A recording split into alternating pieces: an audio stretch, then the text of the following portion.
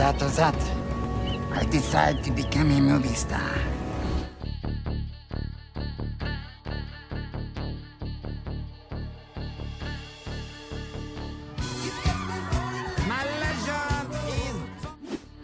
Peter Dinklage est un acteur et producteur de cinéma américain qui a accompli de nombreux travaux remarquables.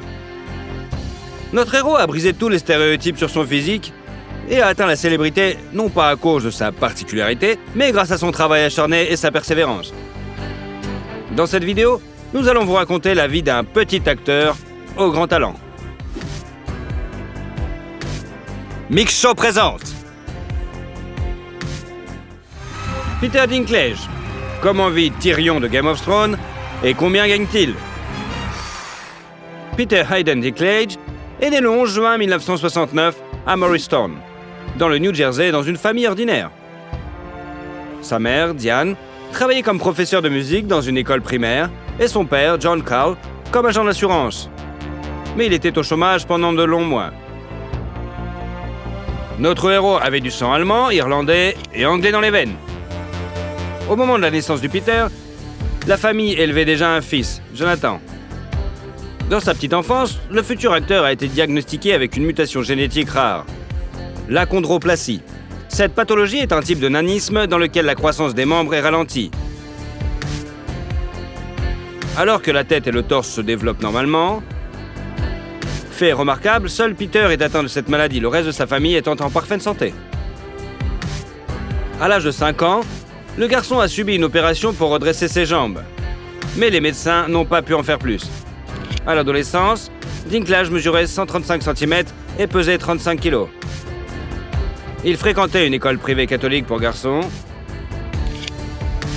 Delbarton. En raison de son apparence, il était souvent humilié par ses camarades, si bien qu'il était coléreux et peu sociable. Dans une interview, Dinklage a admis qu'il était capable de faire face à la pression à la société grâce à sa famille, qui lui a appris à s'accepter.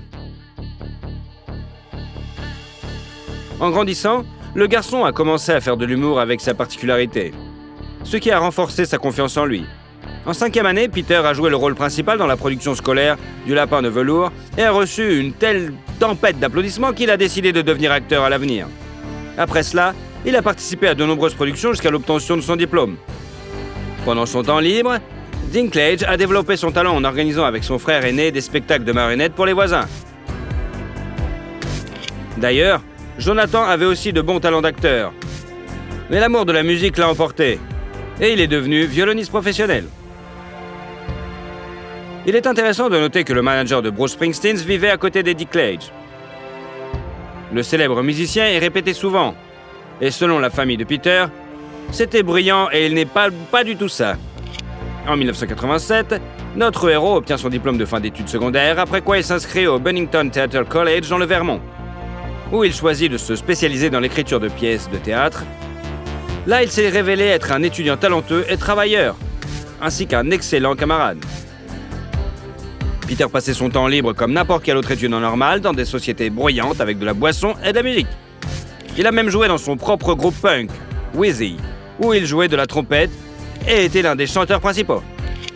En souvenir de sa jeunesse insouciante, Dinklage a une cicatrice visible le long de son visage, qu'il a reçue lors d'un concert en sautant sur scène. En 1991, le jeune homme a obtenu son diplôme universitaire, après quoi il est parti à New York avec son meilleur ami, Lon Bell, pour y ouvrir une compagnie de théâtre. Les garçons ont peu d'argent. Ils louent donc un appartement bon marché à Brooklyn, sans chauffage et avec une horde de rats. Pendant longtemps, Peter n'a pas pu trouver de travail. Les corps de théâtre ne le prenaient pas. Et au cinéma, on ne lui proposait de jouer que des lutins ou des gnomes, dont il refusait les rôles par principe, car il ridiculisait surtout les nains. Après de nombreuses auditions infructueuses, Dinklage a pris un emploi dans une société de traitement de données. Mais l'argent qu'il gagnait suffisait à peine à payer le loyer.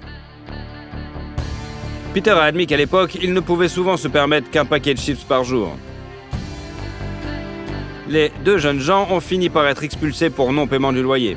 Après quoi, notre protagoniste a été contraint d'errer parmi ses connaissances à la recherche d'un endroit où loger. Bientôt, la chance sourit à Dinklage et il obtient un rôle dans un film indépendant. En 1995, l'acteur en herbe a fait ses débuts à l'écran dans la comédie dramatique Living in Oblivion, où son partenaire sur le plateau était Steve Buscemi, qui est devenu son meilleur ami. Do you know anyone who's had a dream with a dwarf in it? No! I don't even have dreams with dwarves in them. The only place I've seen dwarves in dreams is in stupid movies like this. Dans le film, Peter a essentiellement joué son propre rôle, celui d'un acteur qui, en raison de son nanisme, ne se voit offrir que des rôles stéréotypés. Cependant, bien que le jeu de Peter Dinklage ait été très bien accueilli par la critique, il n'a pas pu trouver d'agent. En 1996, Peter joue dans le film d'action Bullet de Mickey Rourke, mais n'est même pas inscrit au générique. Les années suivantes, il n'obtient que des rôles mineurs dans des films à petit budget, dont les plus notables sont Safe Man, Nature Animal, Just a Kiss, 13 Months et la série télévisée Third Watch. En 2003, Dinklage est apparu dans le drame The Station Agent, où il a obtenu le rôle d'un nain reclus et voué aux moqueries des autres. Really angry? About what? Being a dwarf. Ce rôle a constitué une véritable percée dans sa carrière et lui a valu de nombreuses nominations pour des prix cinématographiques, dont le Screen Actors Guild Award du meilleur acteur. La même année, il apparaît dans le film fantastique familial Elf et dans le drame Tiptoes, avec Gary Oldman, Matthew McConaughey et Kate Beckinsale comme partenaires de tournage. Peter a également joué au New York Public Theatre le rôle de Richard III dans la pièce éponyme de Shakespeare, ce qui était un rêve de longue date pour lui. Par la suite, Dinklage est apparu dans de nombreuses autres pièces. Il est intéressant de noter que c'est son amour pour le théâtre qui a joué un rôle important dans la vie privée de l'acteur. À la fin des années 90, il a rencontré la directrice de théâtre Erika Schmidt, et sur la base d'un intérêt mutuel pour les arts dramatiques entre jeunes gens, une forte amitié s'est nouée qui s'est transformée en amour au fil des ans. En 2004, Peter a demandé à sa bien-aimée en mariage. Et un an plus tard, le couple a célébré un mariage, mais en toute modestie.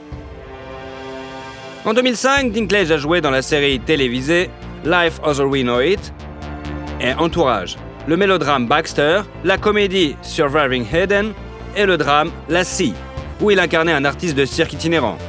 Sa filmographie s'est ensuite étoffée avec les séries The Westworld et Nip Tuck, la fantaisie romantique Penelope et le drame Feel Me Guilty avec Vin Diesel.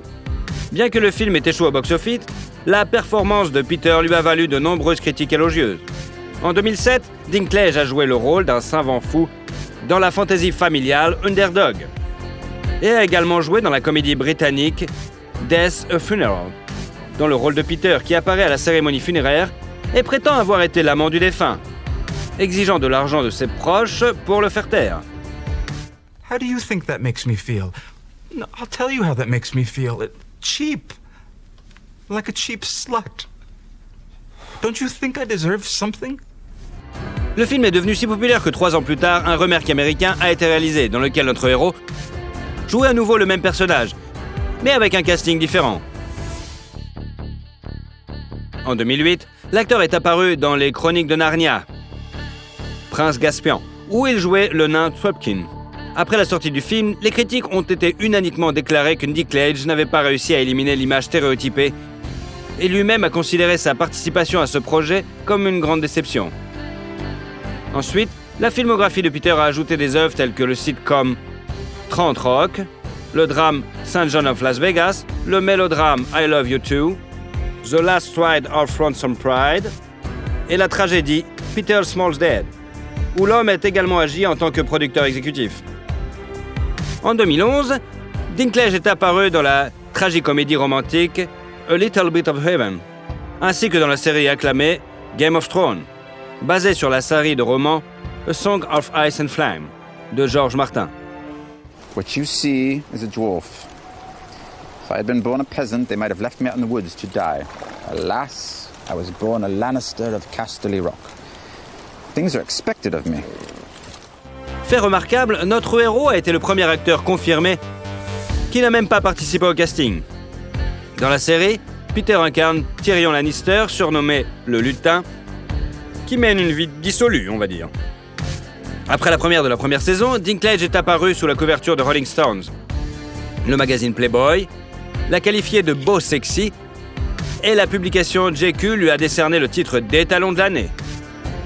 L'acteur lui-même est sceptique quant à ces titres car il ne croit pas qu'en réalité les femmes s'intéressent vraiment aux nains. Par la suite, il a eu 7 autres saisons de Game of Thrones, dans chacune desquelles Peter a continué à jouer jusqu'en 2019. Dans une interview, il a admis que lorsqu'il mettait la main sur un script, il commençait à le lire depuis la fin pour s'assurer que son personnage serait à la hauteur de la dernière série. Ce faisant, la popularité de son personnage n'a fait qu'augmenter au fil des saisons. Et il a fini par arriver en 2e position dans le classement des meilleurs personnages, derrière sa sœur à l'écran, Cersei. At some point, I want to hear how a Night's Watch recruit became king in the North. As long as you tell me how a Lannister became hand to Daenerys Targaryen. Long and plaited hair. To be honest, I was drunk for most of it. Par ailleurs, Lena Headey, qui a joué Cersei, est une amie de longue date de Peter. Et c'est lui qui a conseillé au réalisateur de l'inviter pour le rôle. Notamment parmi les acteurs de la série, notre héros est celui qui a reçu le plus de récompenses. 4 Emmy, Golden Globe, Saturn et le Screen Actor Guild Award. Et le New York Times a désigné Peter Dinklage comme l'un des 8 acteurs qui ont fait la télévision une forme d'art. Game of Thrones a été un projet de HBO le plus réussi de tous les temps et aussi le plus cher dans le genre fantastique. Selon certains rapports, les honoraires pour les 2 premières saisons de Peter étaient de 150 000 $ par épisode. Dans le 3 et le 4e, 300 000. Et dans le 5e et 6e, un demi-million. Et dans le dernier, 1,1 million par épisode. Ainsi, le revenu total Dinklage de tournage de la série a dépassé 30 millions $. Parallèlement au tournage de Game of Thrones, l'acteur a été impliqué dans d'autres projets, prêtant sa voix aux personnages des films d'animation Squad Continental Crack Up Partie 2, Ice L'Âge de Glace 4, Continental Drift, Rick and Mortimer et Angry Birds. Il a également prêté sa voix à Game of Thrones, dans le jeu vidéo bien sûr. En outre, Peter est apparu dans plusieurs films. En 2013, sa filmographie s'est étoffée avec le mélodrame A Case of Few et la comédie Knights of Bad Husband. Et en 2014 avec les autres Low Down et The Hungriest Man in Brooklyn, ainsi que le film d'action fantastique X-Men, où il a incarné le scientifique maléfique Bolivar Trask. When you see the need for my program, it'll be too late. And you will have lost 2 wars in 1 lifetime. Il convient de noter que Dinklage voulait tellement jouer dans ce film qu'il a accepté le rôle sans même lire le scénario.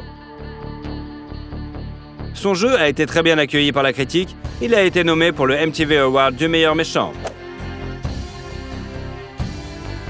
En 2015, Peter a joué dans le drame Taxi et la comédie de science-fiction Pixel, qui a été acclamé par la critique et nommé pour un anti-prix Golden Raspberry.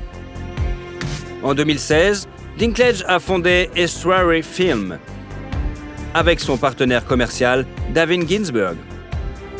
La même année, la comédie The Boss s'ajoute à sa filmographie, suivie du film policier Rememory, le drame Three Christ et Three Billboards Outside Ebbing, Missouri. You 2 boyfriend or girlfriend?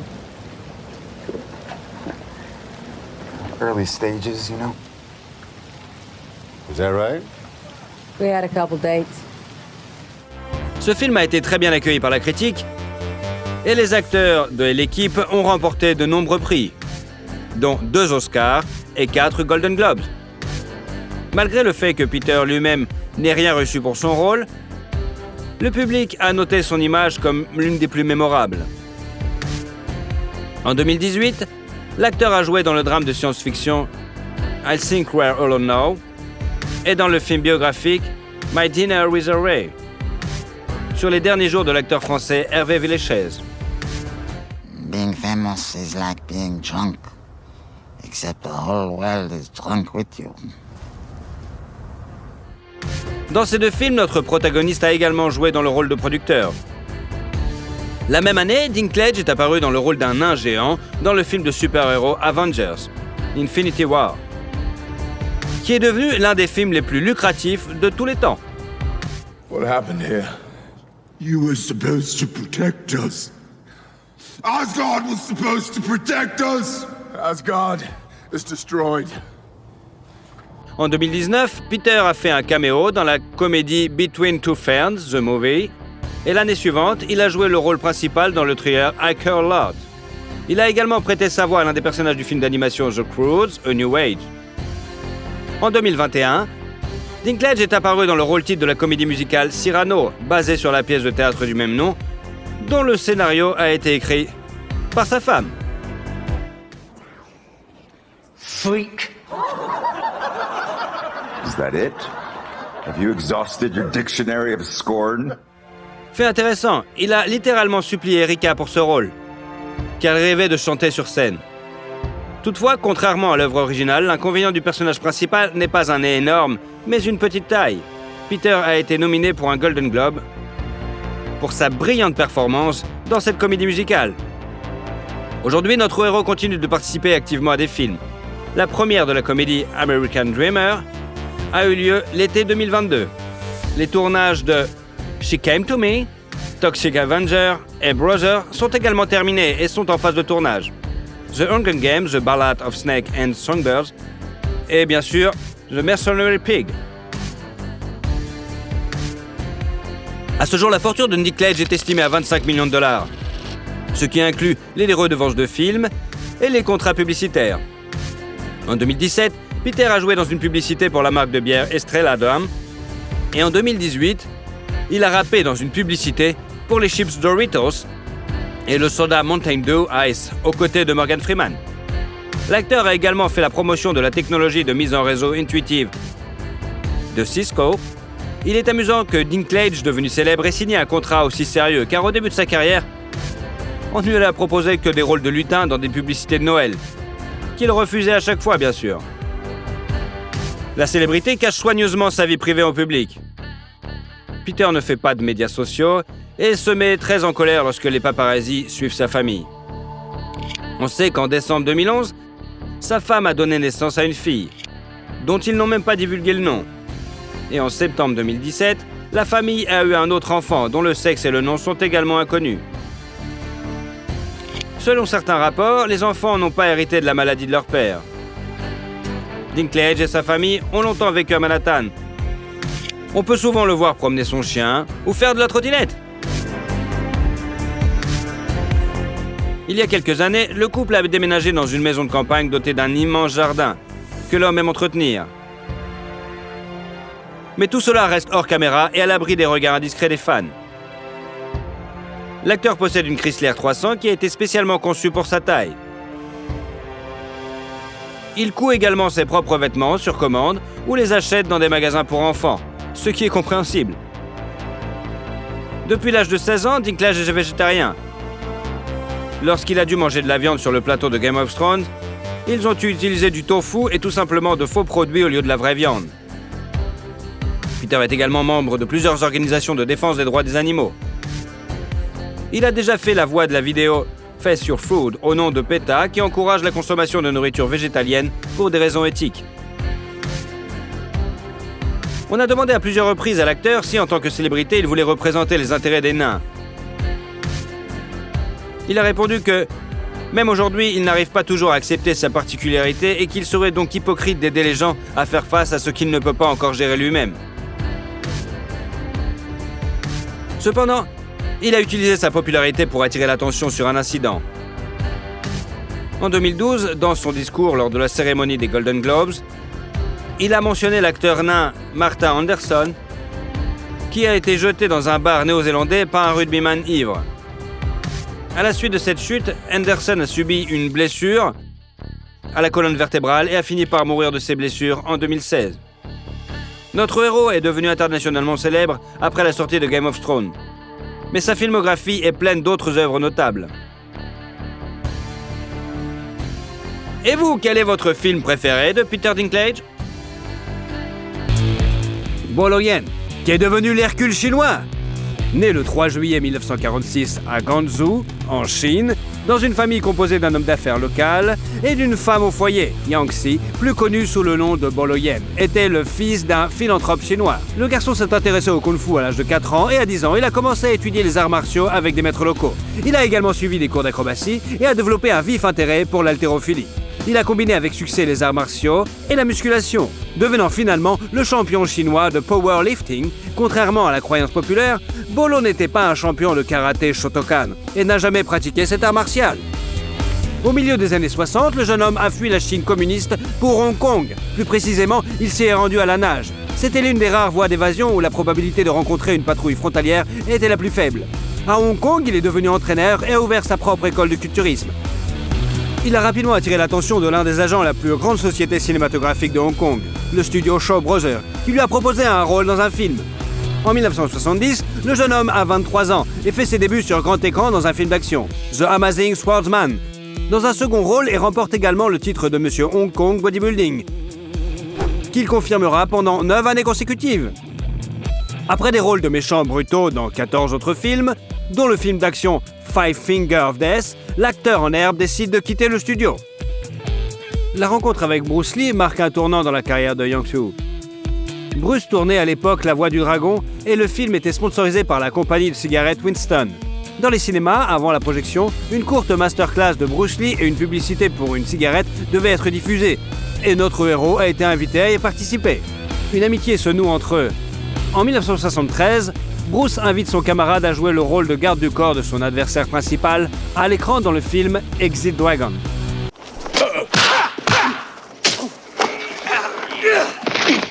C'est dans ce film que Yang Xu incarne un personnage nommé Bolo, qui sera plus tard choisi comme nom de scène. Dans ce film, Bolo Yen n'a pas combattu Bruce Lee. Ce dernier a promis d'organiser un combat dans le film suivant, qui devait être Death Game. Mais 6 jours avant la première de Dragonheart, Bruce Lee est mort. Le film d'action d'Hercule de l'Est est sorti ensuite. Well, in that case, what do we do with them? We kill them. And dump them. Bien qu'il n'y joue pas, le surnom de Bolo, Hercule chinois, est fermement établi, tout comme un autre surnom, The Beast from the East, qui signifie la bête de l'Est. Travailler avec le légendaire Bruce Lee a permis à Bolo d'obtenir plus facilement des rôles au cinéma, mais la mort d'un ami lui a fermé la voie de l'industrie cinématographique américaine pendant de nombreuses années.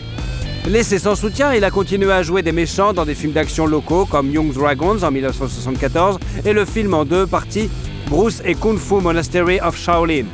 On ne sait rien de la femme de l'acteur, mais le 3 juillet 1974, ils ont eu leur fils aîné David, qui a suivi les traces de son père.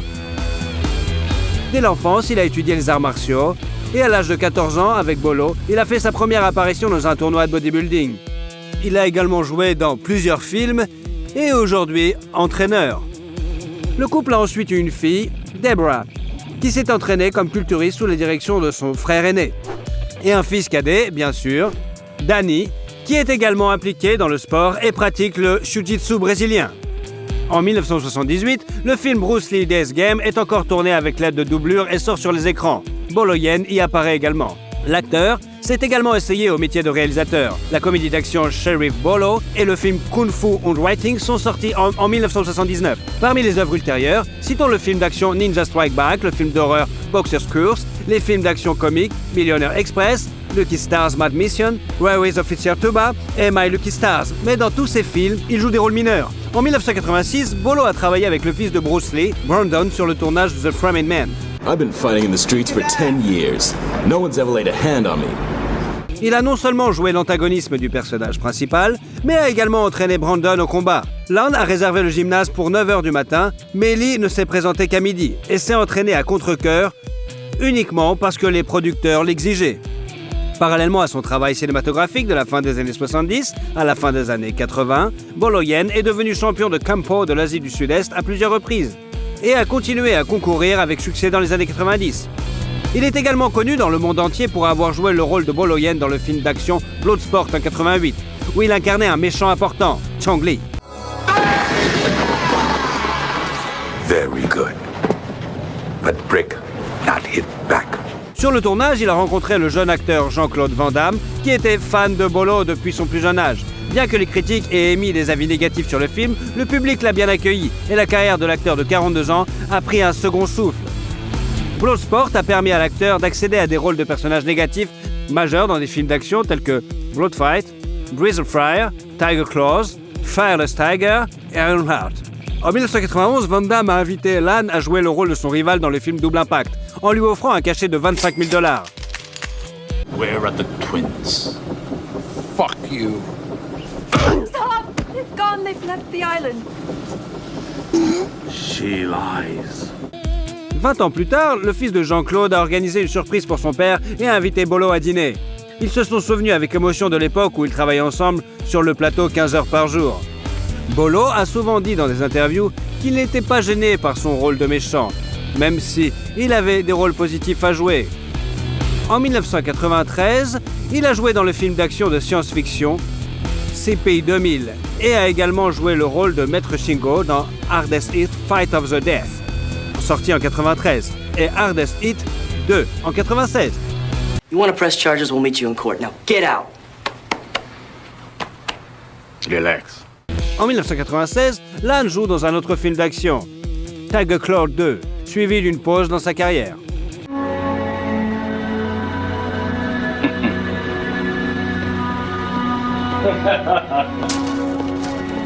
En 2006, le moteur de recherche Yahoo a réalisé un sondage pour savoir qui, selon les utilisateurs, était le meilleur acteur de film de kung-fu. Et Bolo Yeon est arrivé en deuxième position, juste derrière Bruce Lee. En 2007, il a été invité à jouer dans le film Close Combat, coproduit par les États-Unis et le Kazakhstan. En raison de problèmes juridiques, le film n'est jamais sorti sur les grands écrans, se limitant à des projections dans plusieurs festivals jusqu'à ce qu'il soit mis en ligne plus de 4 ans plus tard. En 2008, Bolo a officiellement annoncé qu'il quittait l'industrie cinématographique, bien qu'il ait depuis joué dans 2 autres films kazakhs. En 2011, Bolo Yeon est venu en Russie à l'invitation d'un club de fitness. Il s'était déjà rendu à Moscou dans les années 90 et avait annoncé travailler sur une coproduction, mais le projet ne s'est jamais concrétisé. Par ailleurs, Bolo est apparu dans l'un des épisodes du projet documentaire Jean-Claude Van Damme, Behind Closed Doors. Il convient de noter que Lan est également apparu dans plusieurs documentaires sur Bruce Lee. En 2016, l'acteur a joué un caméo dans The Diamond Quarter et l'année précédente, il est apparu dans le film d'action-aventure The World of Our Feet. Bolo est aujourd'hui président de l'organisation commerciale de fitness basée à Hong Kong et directeur de la Taipei International Bodybuilding Association. Il organise également des cours de maître, des réunions créatives et des séances d'autographes. Il commence chaque matin par une séance d'entraînement de 2 heures et ne fume pas et ne boit pas d'alcool, bien sûr. Bolo Yeon, 74 ans, a une fortune estimée à 1,5 million de dollars et est principalement dans l'immobilier. Depuis 2018, l'acteur vit à Monterey Park, en Californie, dans une maison à 2 étages avec 5 chambres et 4 salles de bain. Au rez-de-chaussée, on trouve une salle à manger avec un élégant lustre et une grande cuisine ouverte avec un coin repas, faisant la transition avec un salon avec une cheminée, ainsi qu'une chambre. Il y a 3 autres chambres à coucher au premier étage et l'arrière-cour a un coin salon avec une pergola et une fontaine. Le garage peut accueillir 4 voitures. Mais Bolo n'en possède qu'une seule, une Audi A3 décapotable à 49 000 $. Affable et tranquille dans la vie, Bolo Lan a toujours su apporter un sentiment de menace réelle de l'autre côté de l'écran. Il a pris soin de ne pas transformer les arts martiaux en cirque et a déclaré qu'un vrai professionnel doit faire un mouvement qui sera regardé avec impatience. Quel a été votre film préféré de Bolo Yeon ? Et surtout, si vous aimez la vidéo, mettez un like. Et comme ça, vous suivrez toutes nos autres vidéos. Allez, à bientôt !